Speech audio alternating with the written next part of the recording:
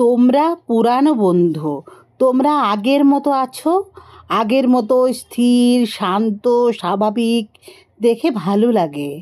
প্রাচীন প্রথার প্রতি আনুগত্যবশত তোমরা এখনও প্রত্যহ দেখা দাও, কুশল জিজ্ঞাসা করো আজও।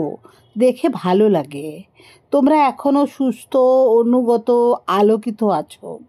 তোমরা পুরানো বন্ধু, অমিতাভ, স্নেহাংশু, অমল। তোমরা এখনও সুস্থির দাঁড়িয়ে আছো আপন জমিতে। 37 বছর তোমরা আপন জমিতে দাঁড়িয়ে রয়েছো, সুস্থ মাননীয় বৃক্ষের মতন। দেখে ভালো লাগে।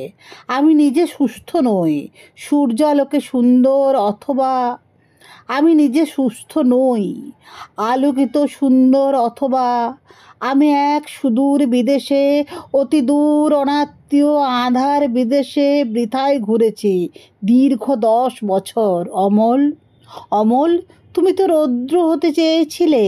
স্নেহাংশু, তোমার লক্ষ্য আকাশের অব্যয় নীলিমা।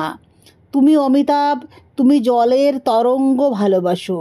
আমি দীর্ঘ 1 যুগ রোদ্দুরের ভিতরে যাইনি, আকাশ দেখিনি, সমুদ্র দেখিনি। কি করে আকাশ তার মুখ দেখে সমুদ্রে দেখিনি? আমি এক আঁধার বিদেশে চোখের সমস্ত আলো, বুকের সাহস, দেহের সমস্ত স্বাস্থ্য তিলে তিলে বিসর্জন দিয়ে দিনকে রাত্রির থেকে পৃথক না জেনে দিন কাটিয়েছি। আঁধার বিদেশ থেকে কখনো ফেরে না কেউ, আমি আবার ফিরেছি। ফ্যাকাশে চামড়া, চোখে মৃত মানুষের দৃষ্টি নিয়ে ফিরেছে আবার আমি, অমিতাভ, স্নেহাংশু, অমল। এবং দেখছি তোমাদের। তোমরা পুরানো বন্ধু, তোমরা আগের মতো আছো। দেখে ভালো লাগে।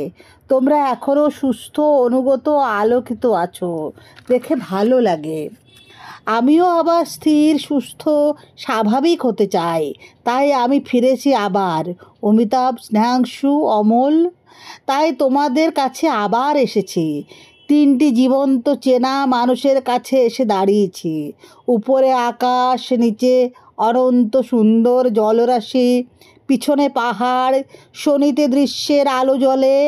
আমি এইখানে এই বান ডাকা রৌদ্রের বিভায় অবিকল মাননীয় বৃক্ষের মতন দুদণ্ড দাঁড়াবো। স্বাস্থ্য ফেরাবার জন্য এখন খানিক পথ্য প্রয়োজন হবে। আমি এইখানে এই সমুদ্র বেলায় অফুরন্ত নীলিমার নিচে প্রত্যহ এখন যদি 1 গ্লাস টাটকা রোদ খেয়ে যেতে পারি, তবে আমি সুস্থ হয়ে যাব।